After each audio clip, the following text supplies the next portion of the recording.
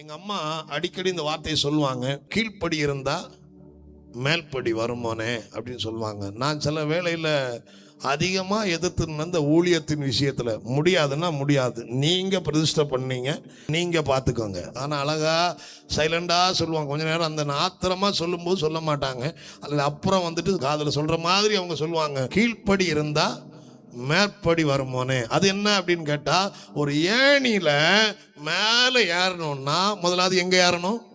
கீழ்ப்படியில ஏறணும். கீழ்ப்படியில ஏறினா அடுத்த பழுதுல என்ன செய்யலாம்? ஏறலாம். அதுக்கு அடுத்த பழுதுல ஏறலாம். ஒரு நாள் அந்த ஏணியின் உயரத்திற்கு நம்ம என்ன செய்து விடலாம்? ஏறி விடலாம். அருமையான இளம் தலைமுறைக்கு சொல்லுகிறேன், இன்றைக்கு இல்லாத ஒரு காரியம் கீழ்ப்படி. எதற்கு நான் கீழ்ப்படிய வேண்டும்? அல்லேலூயா. ஆனால் சின்னவர்களோ பெரியவர்களோ நீ கீழ்ப்படிந்து நடந்தால் தேவனுடைய வார்த்தையை கொண்டு பேச யாரை கொண்டு கர்த்தர் பேசுவார்?